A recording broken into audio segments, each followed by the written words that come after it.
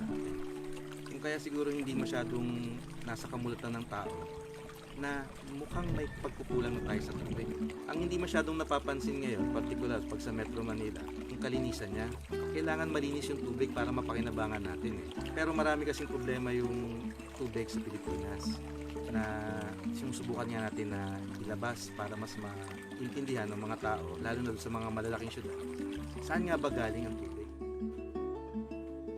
Kadalasan, yung tubig natin nakasalalay sa mga watershed. Ito yung lugar sa kadalasan sa mataas na bahagi ng lupa. Ang Ipo watershed, ito yung pinagkukunan ng 98% ng tubig ng Metro Manila. Napaka-importante ng Ipo watershed. Hindi lang po dito po talaga sa amin, lalo na po sa Metro Manila. Kung tutuusin po kasi, iyan ay buhay. Water is life. Hindi pwedeng magkaroon ng buhay na walang tubig. Ganun ka-importante ang tubig sa atin. Kaya kailangan malagay sa kamulatan ng mga tao na kailangan na natin pakailaman ng tubig. Dahil hindi sigurado na pagbukas mo ng gripo mo, palagi may lalabas na. Ngayon, itong Ipo Dam, kumbaga sa kadena, ito yung pinakamahinang bahagi eh. Kasi sa huling talaan, 60% na ng Ipo Dam ay kalbo. Pag kalbo ang isang watershed, pag umulan, yung ulan tatama sa lupa at dahil wala ng mga halaman o mga damo o mga puno na tumutulong na hawakan yung lupa, sumasama na siya sa ulan, na-erode yung lupa, nagiging silt sila, nahahalos sa tubig. Hindi lang sapat na may tubig ka eh, kailangan malinis din siya eh. Kaya malaking bagay kapag kalbo yung mga bundok natin dahil tatangayin niya yung lupa at magiging walang silbi yung tubig sa atin dahil masyadong madumi. Sobra, kulang o kaya madumi.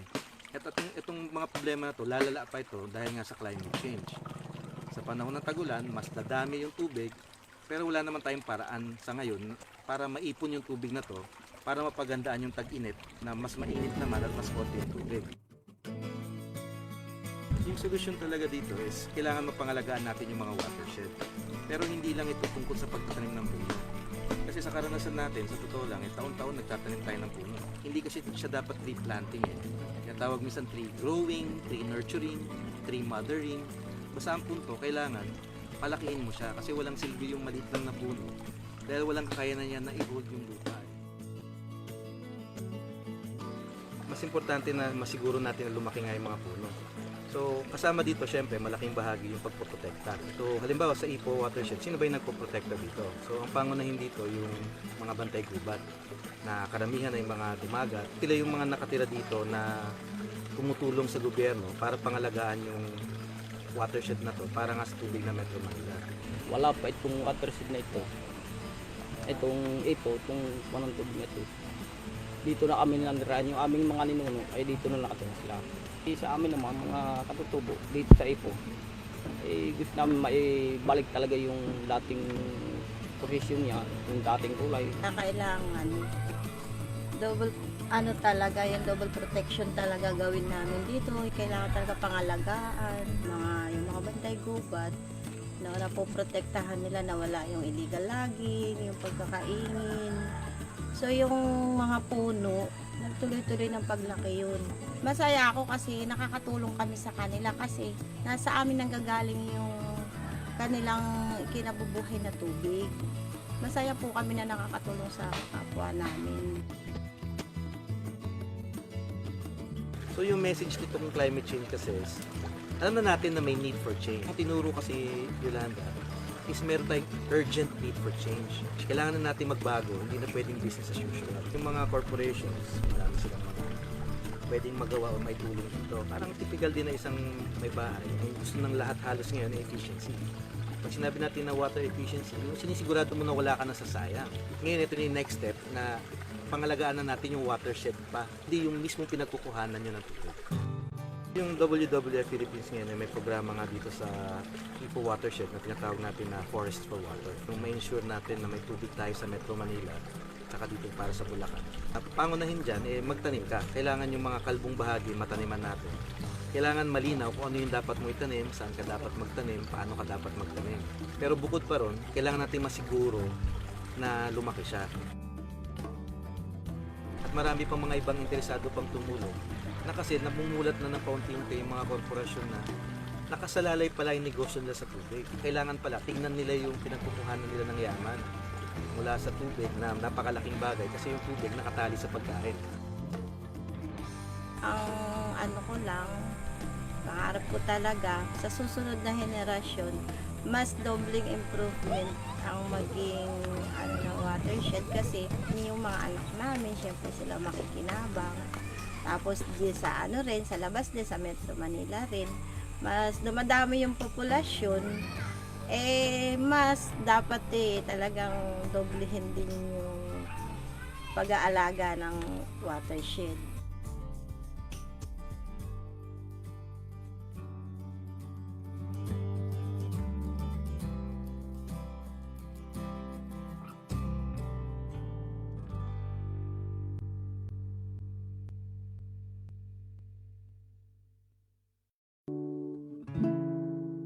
Sa Pilipinas, merong pagtingin kasi na marami tayong tubig. Tuwing tag-ulan, maraming lugar ang binabaha sa atin.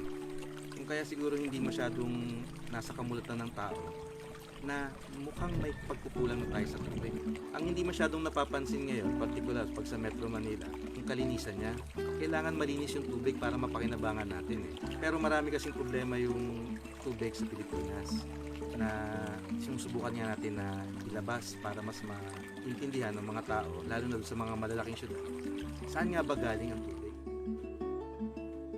Kadalasan, yung tubig natin nakasalalay sa mga watershed. Ito yung lugar sa kadalasan sa mataas na bahagi ng lupa.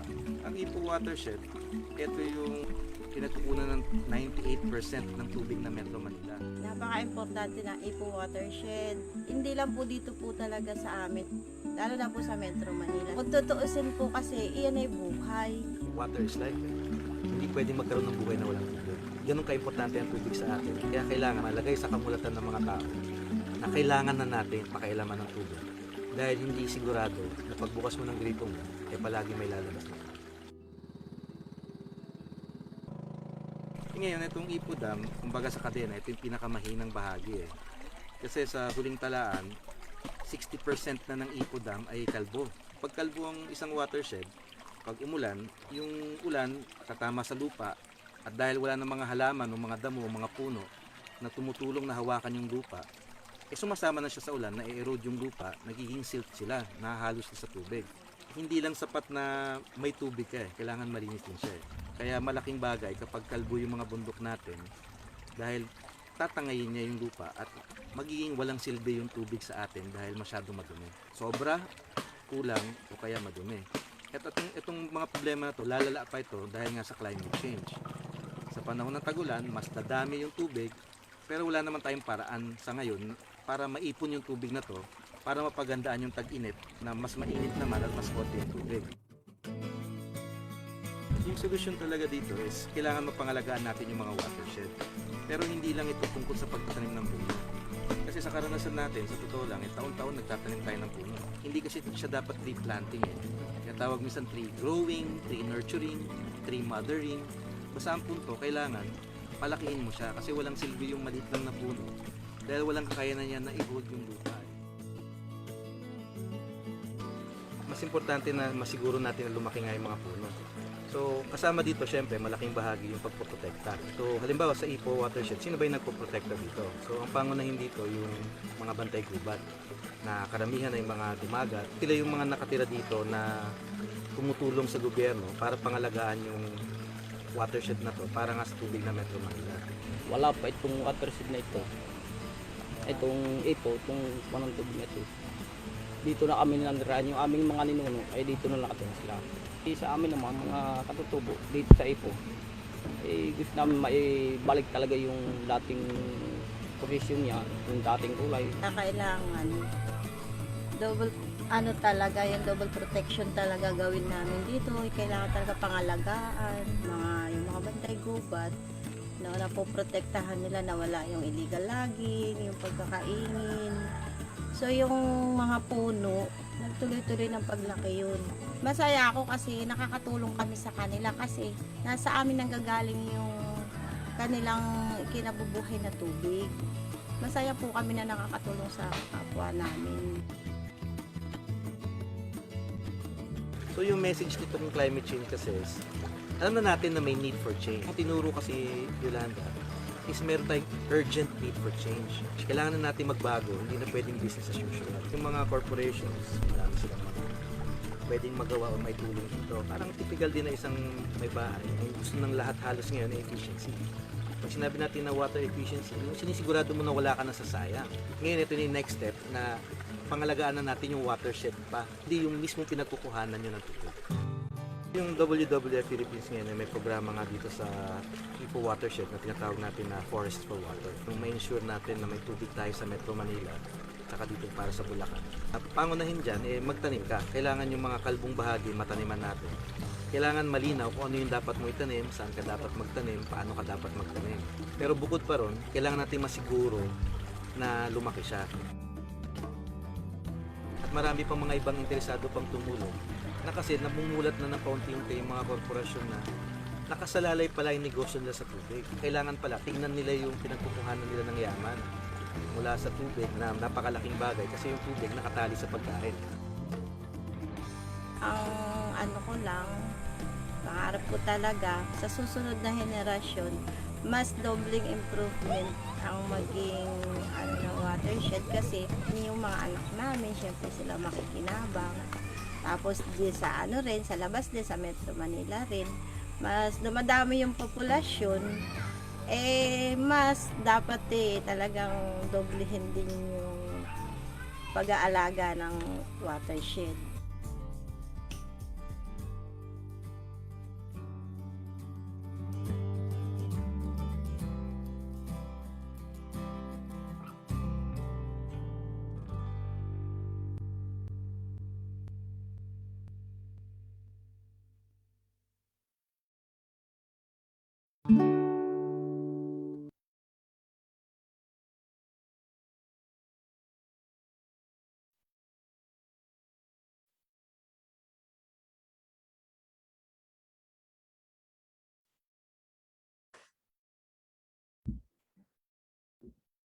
All right. Good afternoon, everyone. This is Mark Nelson, WWF-Philippines National Ambassador. And I'm Gab Mejia, WWF-Philippines National Youth Council member, and welcome to the new artist series of Conservation Conversation. That's right. Now, the Conservation Conversation is the Worldwide Fund for Nature Philippines live stream series, which aims to encourage discourse on environmental conservation and active participation from the youth sector, aspiring artists, and beyond.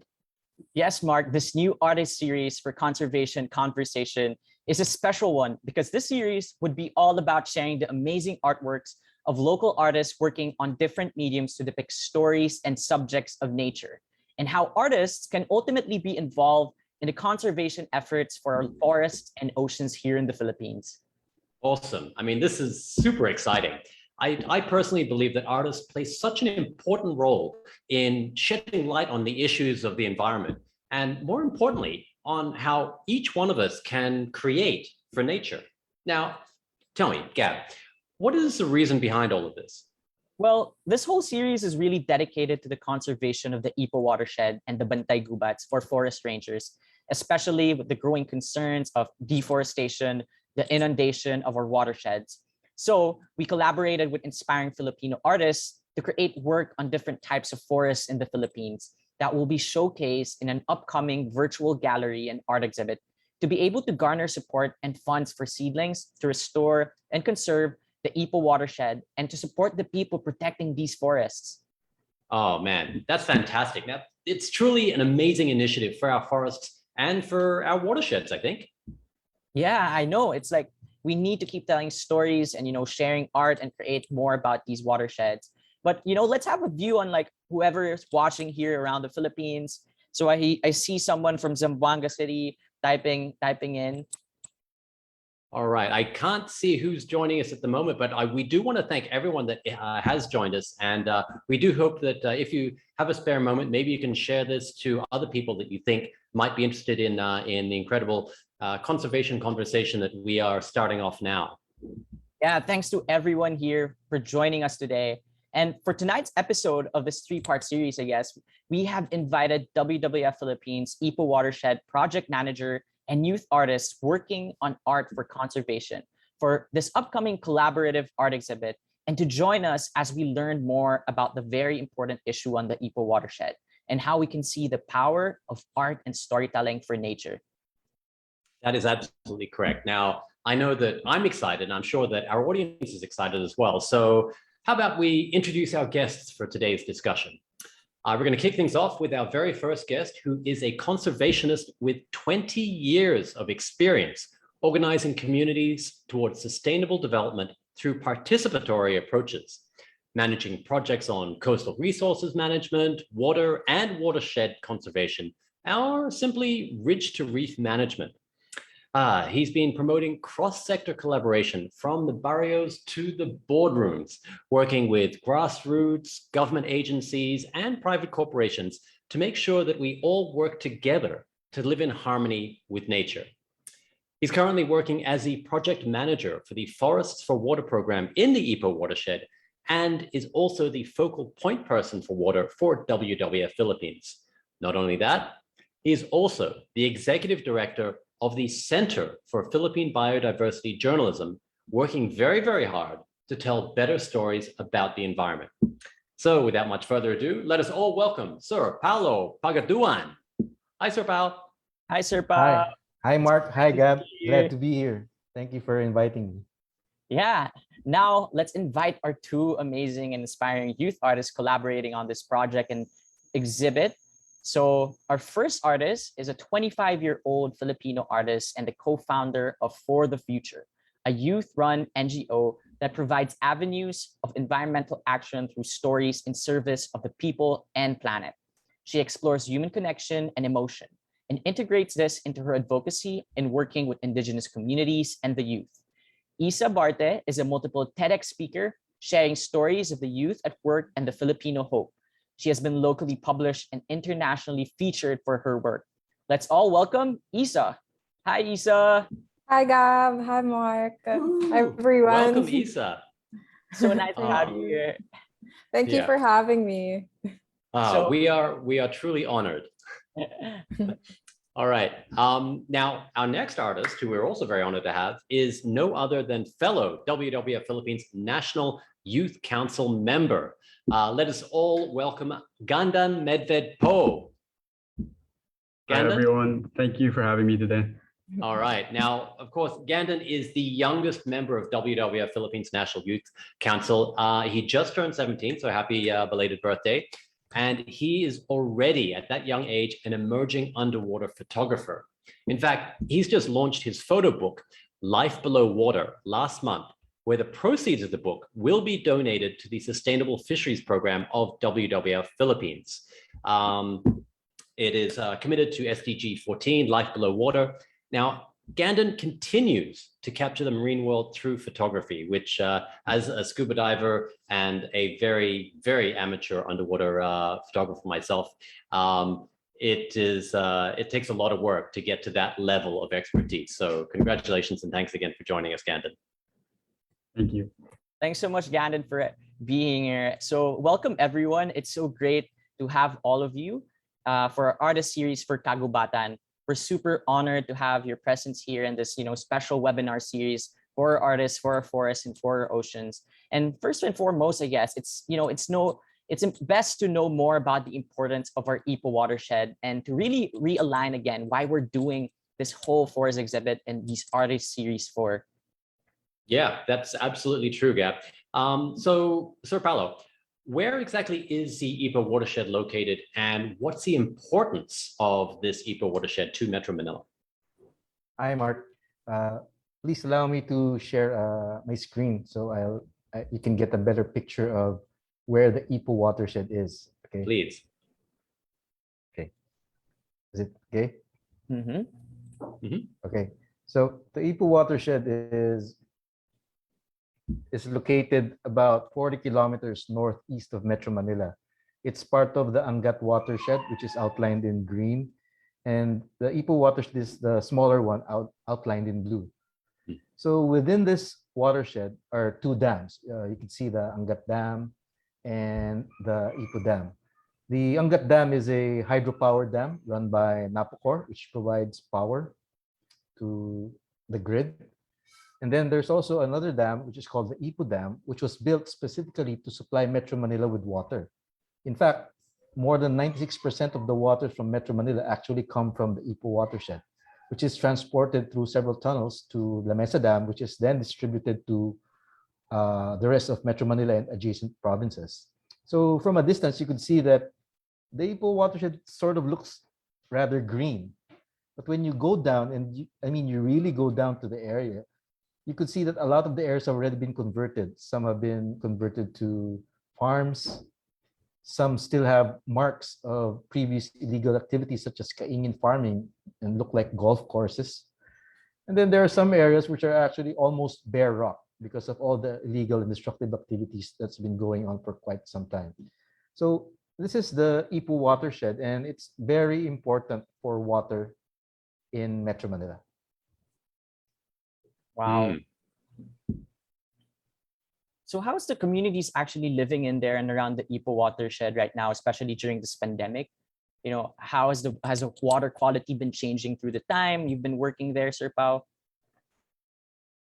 Yeah, well, to continue my sharing about the area, so we started a project in 2016. We called it the Forest for Water program, which is essentially a project where we're working with the local communities to help maintain the forest or improve the forests of the Ipo watershed, because as you've seen in the video earlier, it was estimated that it was around 60% deforested since 2012.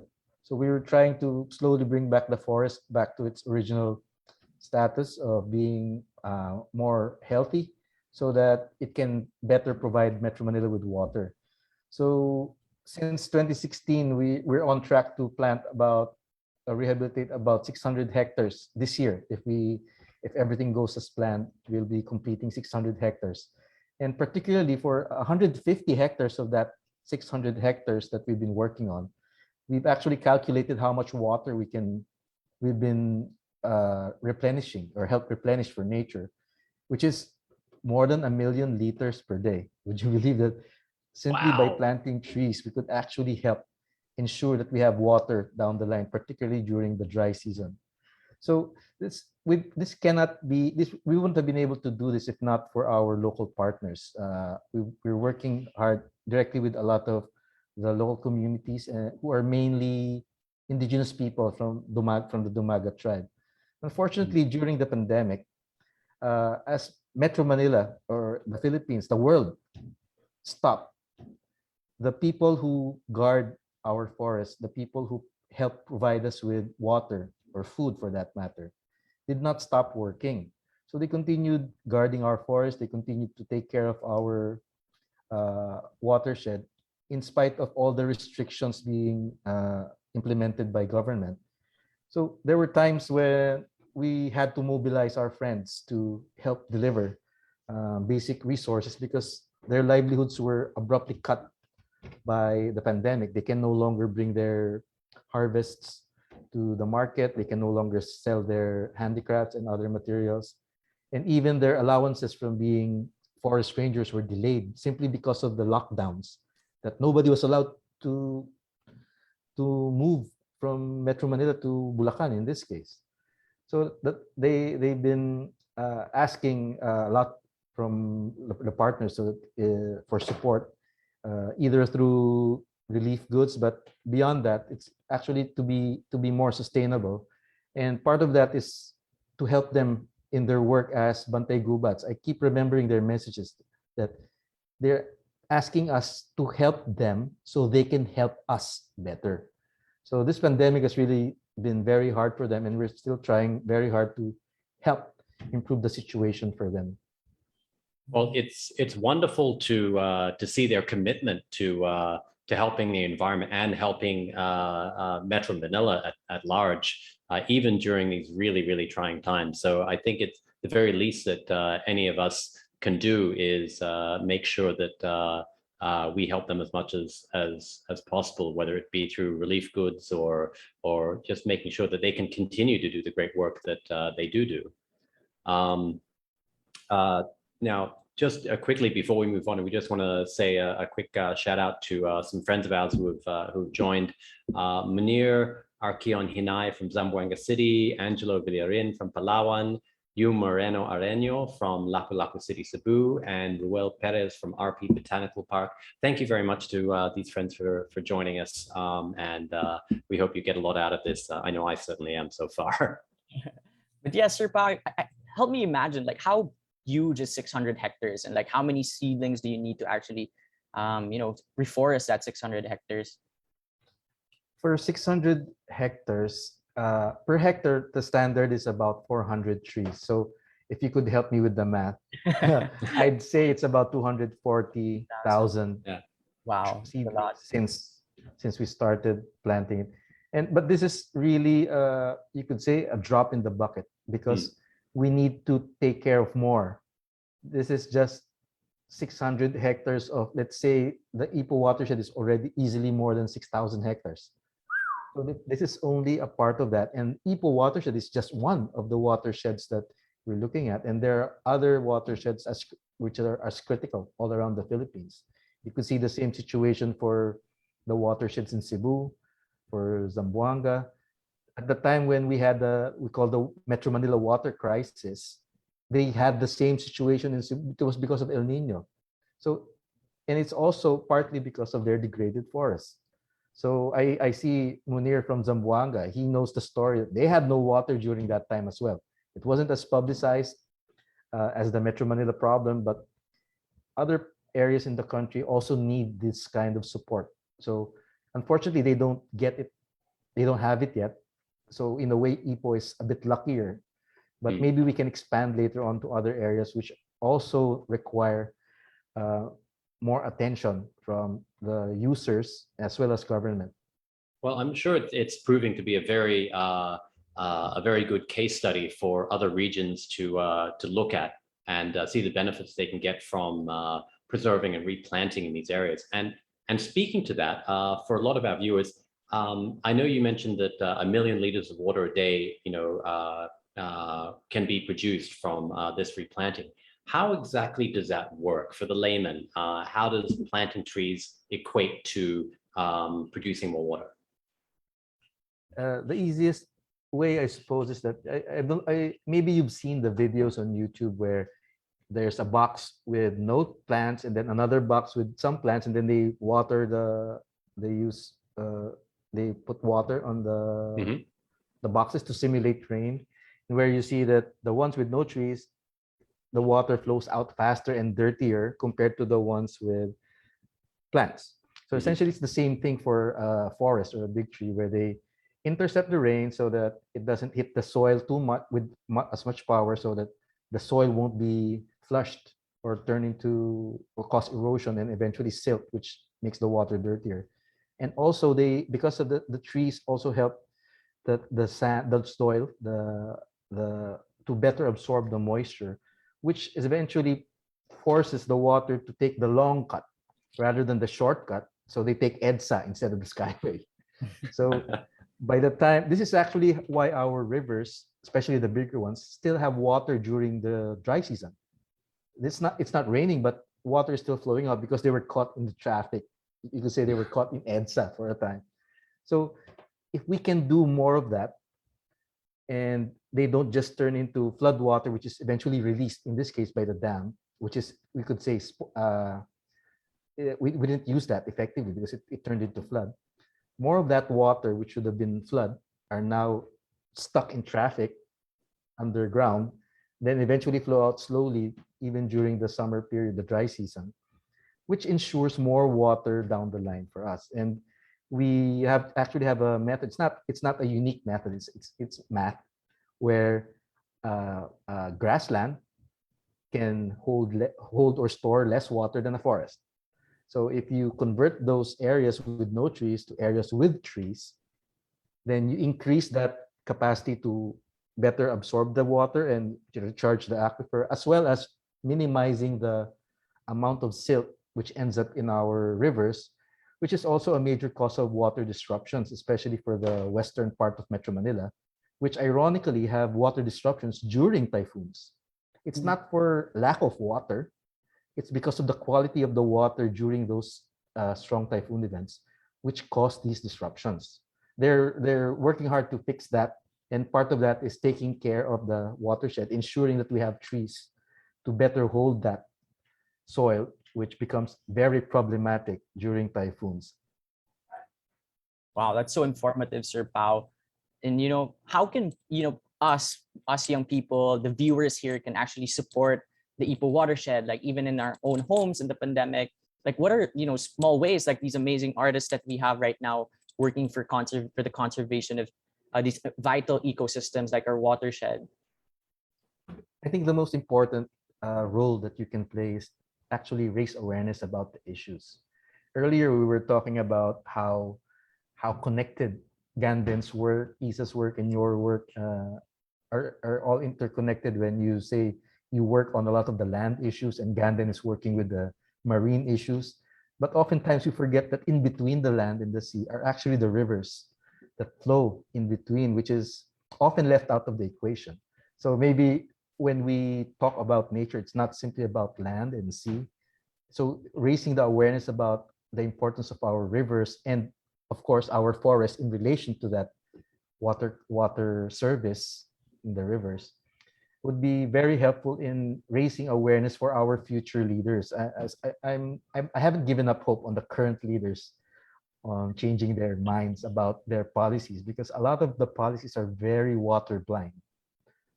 They don't talk about water or rivers in many of the plans aside from beautification.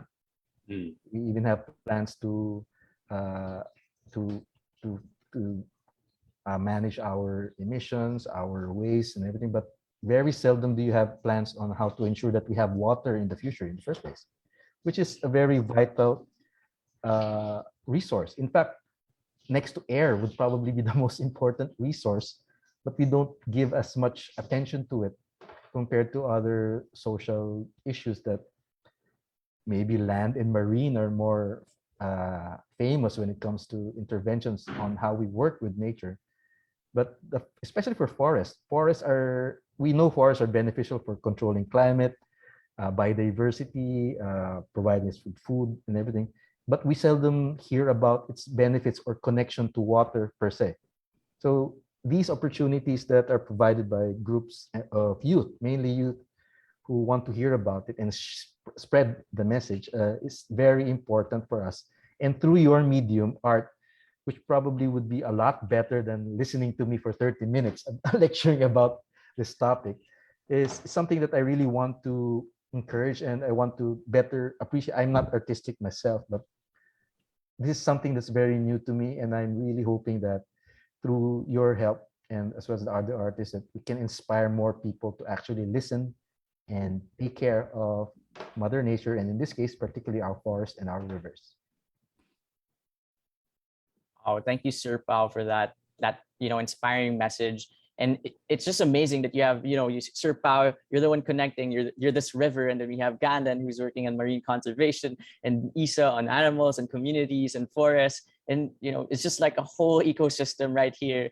And without further ado, Gandan and Isa, what could you say about like how the youth as young people, how can we actually contribute your work, your from NGO, your book, your photo book, Gandan? How has this been really contributing and making an impact and changing the way we see water, rivers, forests, and our oceans?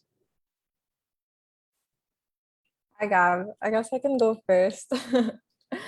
So I super agree with Sir Pao saying that art is it's a new way to look at issues that have been said over and over and discussed. Especially in our NGO for the future, we actually do use art and storytelling as a way to navigate through this new medium with the youth. So a lot of social media, right? Social media has been the vessel or the boat for our message to protect nature and find new ways for young people just like us to be part in conserving it. Awesome. How about you, Gandan?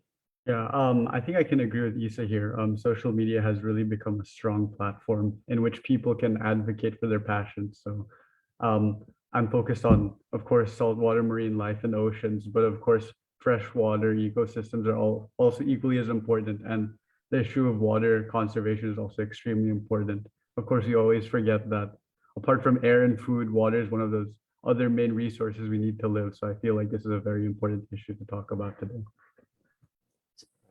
Now, guys, do you think that, I mean, obviously you guys are heavily involved in this, but do you think there's a growing community of artists that have a similar mindset and want to get involved? Yeah, I can go ahead.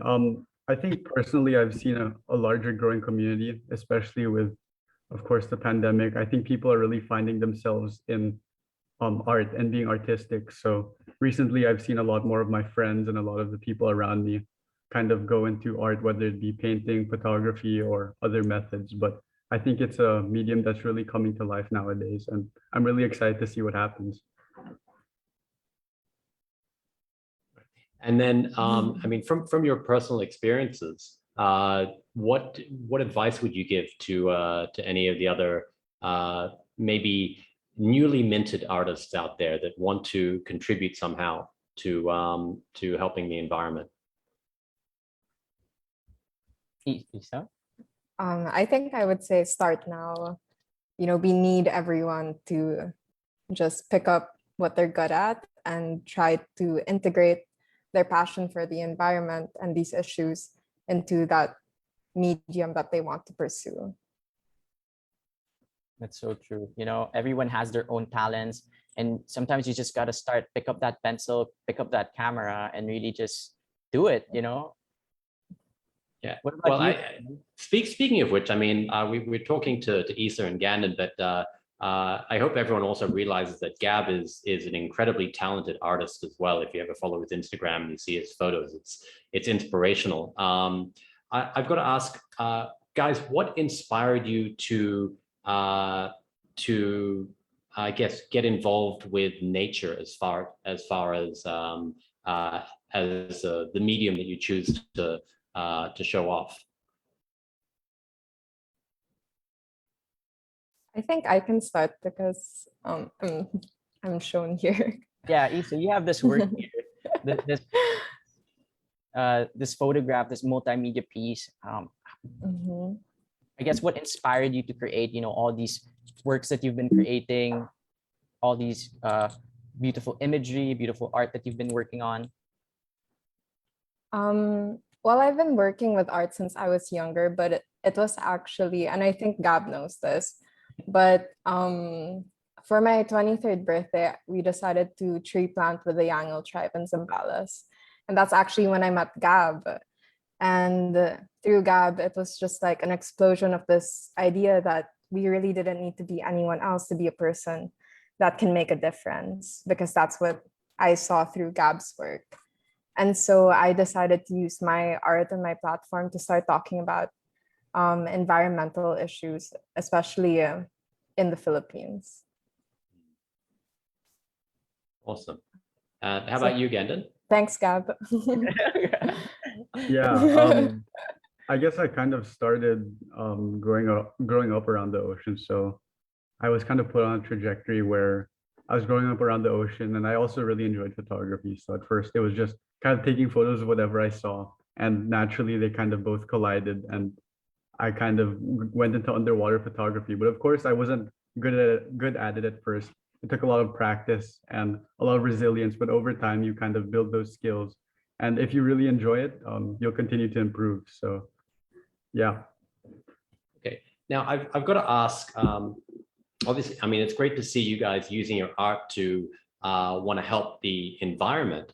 But I mean, coming from a different generation myself, how did you find this this love of the environment, and is it something that you see is more prevalent around amongst your generation?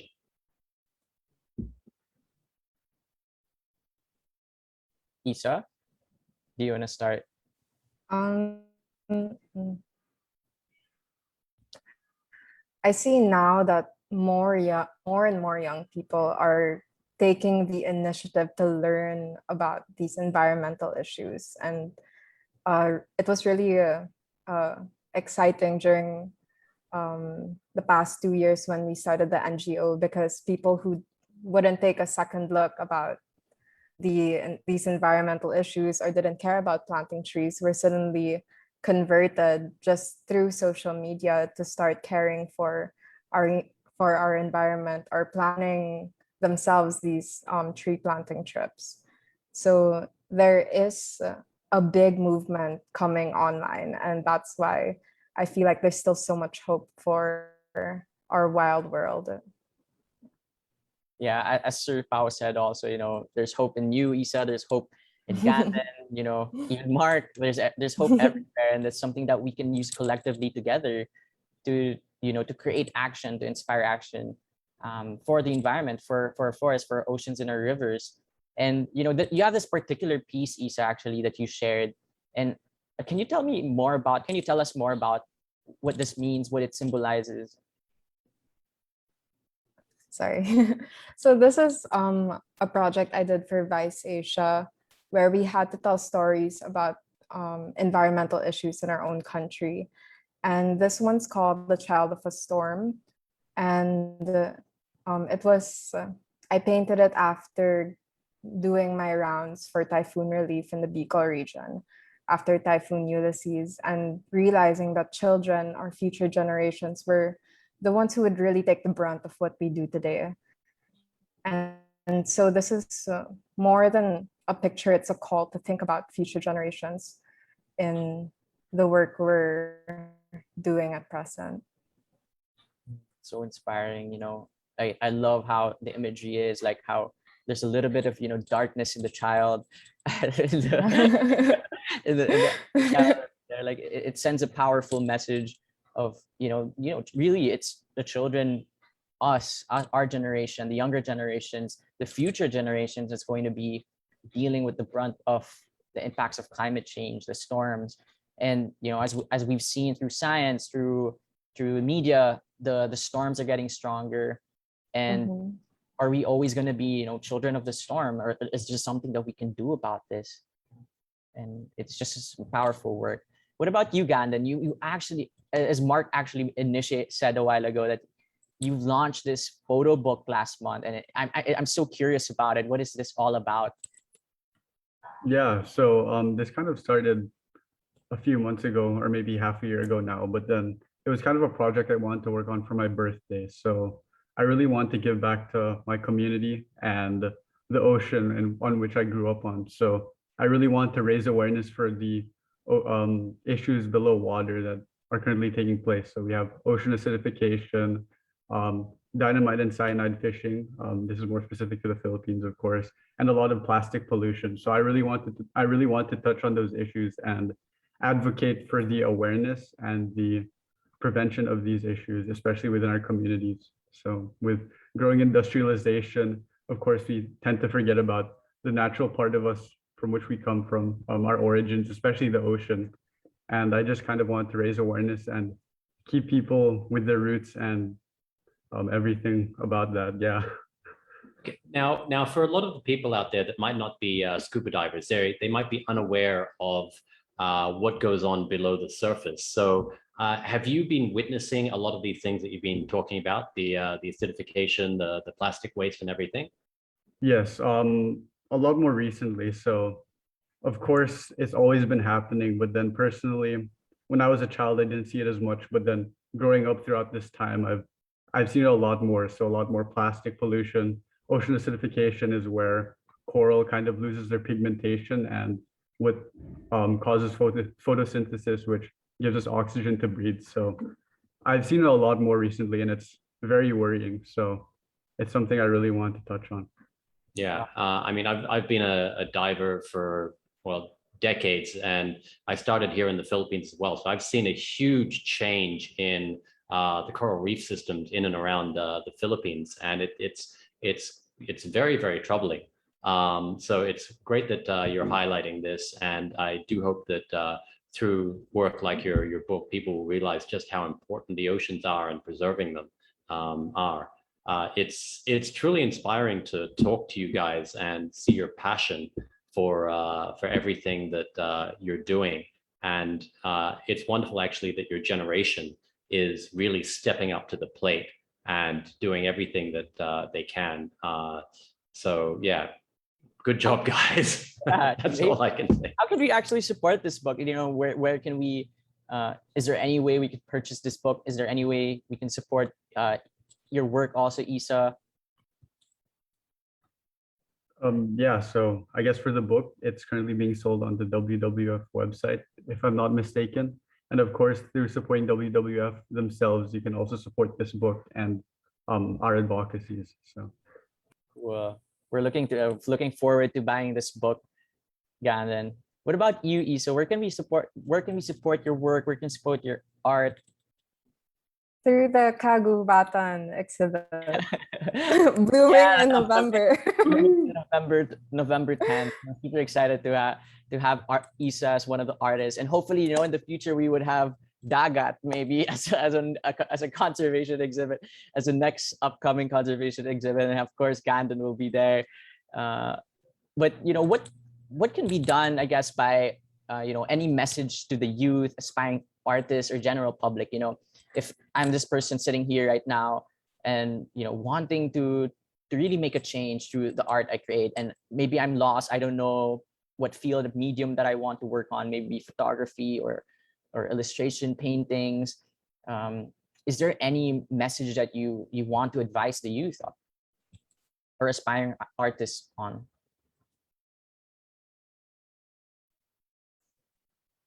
I can go ahead.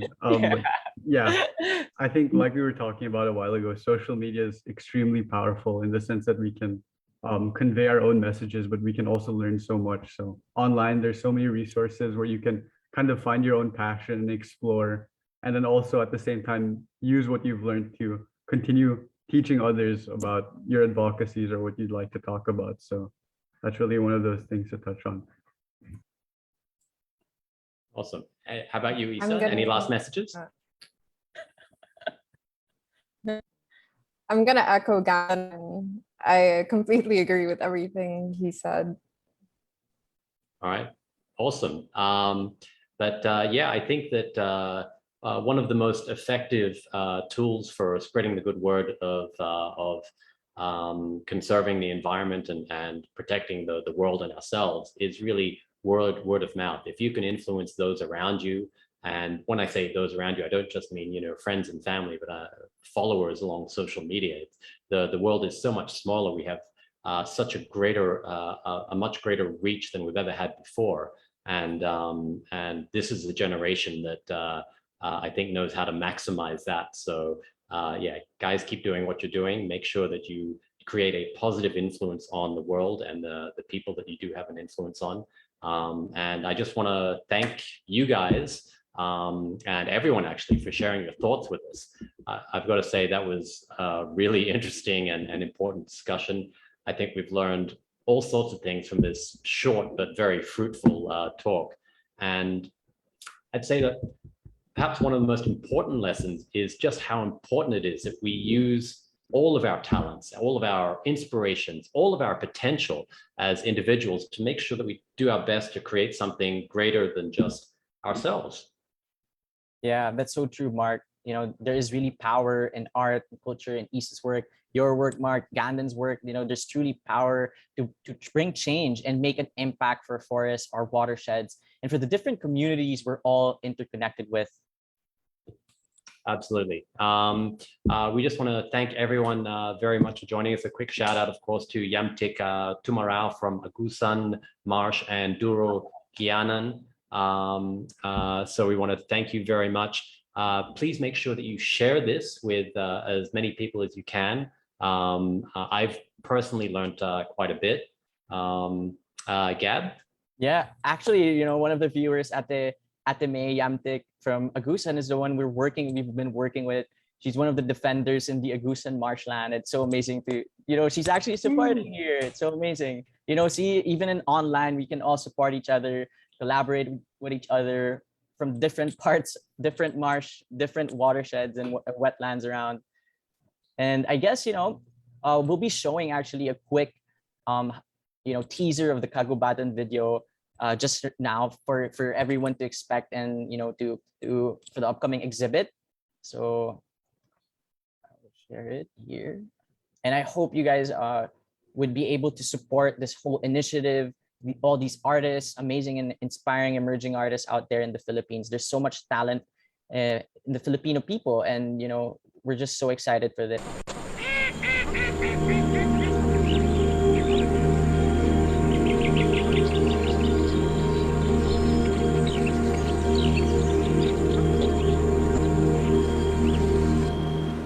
Actually a short it's actually a short teaser, but we're so excited to have it launch the artist, introduce the artist actually this coming week. So you could head out to the Kagubatan art exhibit for more updates on the Instagram of at kagubatan.ph.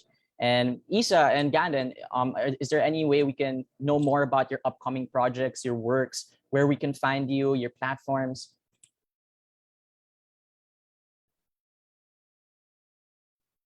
Ganden, Isa? Yeah. I guess for me, mostly on Instagram. That's where I'm most active for most of my work in advocacy, as well as maybe keeping in touch with WWF. But those are the main two. Isa? You can on IG, and our NGO's IG is for. Awesome. And then Paolo, where can people follow the wonderful work that you do? Well, you could just follow everything WWF on Facebook, on Instagram, on YouTube, on Twitter. I think there and other social media platforms. And you could also look at the Ipo Watershed pages on our www.org.ph website. Right. Now, just before we go, we did actually have a very important question that came in on our Facebook from Isa Nazal Habunal about, I guess it's probably to Paolo, what improvements can local governments introduce into their existing policies on forest conservation? I think, thank you very much, Isa, for that question. Isa Nazal is a former National Youth Council member of WWF, who's now working with the LGU in her hometown. But I think the most important part would be to actually have plans about the forests. Oftentimes, a lot of the LGUs think that they don't have forests. Well, they might not have the hectares, 100 hectares or thousands of hectares of forest, but even some cities and smaller LGUs do have forest areas. I remember speaking, we were planning some things. Isa and some other pandas were actually planning on working with their city to also work on their mangrove forests, because it's not just about those upland forests, but it's also about forests that can also be found on the coastline. And her city is situated in the coastline, and they have plans to do that. Kudos to the LGU that you actually have plans to conserve your forests. So that's the first step. And if you don't have everything, or you don't know everything about doing that, networking with other groups can help you fill in the gaps. And so the first thing I think is what we often do is to conduct a sort of a baseline study. It would be very difficult, not impossible, but very difficult to manage something that you do not measure. So if we can measure set the baselines now, and then come up with some strategies to better conserve it in the future, then we can have a clear basis on where we measure, have there been changes or impacts about this project. And I think those are some of the plans that Isa herself proposed to the LGU. But because of this pandemic, I think we got stuck somewhere down the line. But I'm still looking forward to working with her and the LGU on how we can better conserve forests, as well as for other LGUs out there. That I think it would be very useful to measure it at the beginning. All right, awesome. Thank you so much, Paolo. Just in case anyone else out there, any of our viewers have a question, please type them in. Even if we're not able to answer them at the moment, we'll try and get to them in the comments eventually. Yeah. And I guess this wraps up the first episode of the Artist Conservation Conversation. So I guess stay tuned for the upcoming launch of Kagubatan Forest Conservation exhibit in the coming months, as well as the upcoming episodes where we will invite our other amazing artist collaborators on October 30 on October 30th. I've just lost you for a bit. But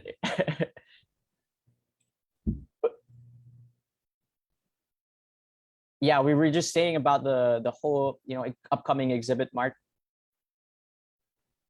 Sorry. Sorry, I just dropped out for a little bit. I missed all of that, but I know that Gav's been doing a great job, so please go on. So yeah, we will be launching the platform where you can soon be able to see and possibly purchase the artworks of Isa and our other artists for the seedlings and forest management of our Ipo watershed. And we hope you learned something here, and that everyone watching can pursue creating art and realizing its power and significance to make an impact as we work together in protecting and conserving our different ecosystems, from our forests, our wetlands, our oceans, and of course helping the people, our rangers, and the different communities who are protecting these vital ecosystems. So this has been Gab Mejia. And this is Mark Nelson, now signing off. Thank you so much, everyone. Thank you so much, Isa, Ganden, Sir Pao, and Mark. Thanks, guys.